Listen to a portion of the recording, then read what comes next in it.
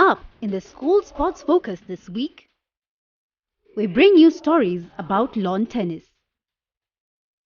We tell you what happened on the courts during the 2023 Term 2 secondary school games. Is it true that tennis is a game of class? Tennis has been accused of being a marker of prestige than a sport.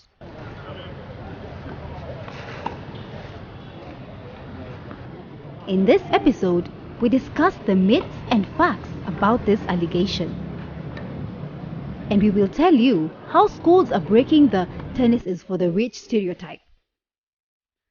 You will also hear from a coach who has volunteered to spread the exclusive game to underprivileged learners.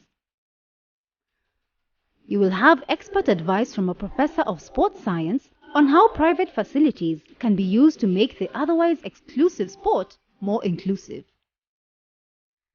This episode has a special message from the Director and Chief Executive Officer, the Kenya Institute of Curriculum Development. As usual, we have views from players, fans and teachers who make the inter-school competitions possible. This is the Edu Channel School Sports Focus, a show that brings stories about future stars. School Sports Focus starts right now. We start by answering the question, is tennis an elite sport reserved for the high class? While it's true that some sports are for ordinary people, others are an excuse to show off. Myth has it that golf is not a common person sport since it requires membership to elite clubs, not to mention the firmly enforced attire and etiquette on the match day.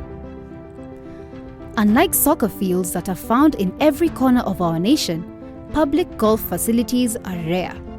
According to popular belief, other expensive sports reserved for the wealthy include falconry, polo, horse racing, skiing, and yachting. It's a commonly held belief that playing these expensive sports is a polite way of displaying wealth rather than competing or engaging in physical fitness. The sports are a status marker. However, research by WealthX, a leading American market research firm, found out that soccer is the second most popular sport for the high class, with 49.9% of billionaires naming it as an interest, passion, or hobby. Therefore, the relationship between social class and involvement in sports remains a paradox. While some billionaires are choosy, others are not. There is no evidence that talents choose social class. If talents was class-based, then Serena Williams, the queen of tennis, would not be who she is today because her father was born in a family of sharecroppers. It can therefore be argued that some sports are considered high class, not because of the talent requirements of the sport or because the sport is expensive, but for the reason that the majority of its spectators are well off. That's a myth.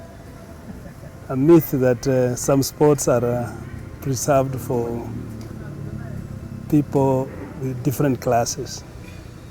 But the reality is that everybody, if they get the opportunity, they can participate. And now we have various sports that previously they were thought to be for elite. Now they're being played by anybody. For example, I'll give you an example of rugby. A few years ago, it was a preserve of Alliance, Nairobi, Lenana. Now the people who are winning are local teams called Koyonzo in Kakamega. So it's not preserve. It is just an opportunity to be given to the youngsters and they will make it to the top. It's for these reasons that talented players convened at the Kakamega Club for the 2023 Secondary Schools Tennis Championship. Yet, going by the number of participants and fans, it is evident that the game of tennis is less popular than mass sports such as soccer and volleyball.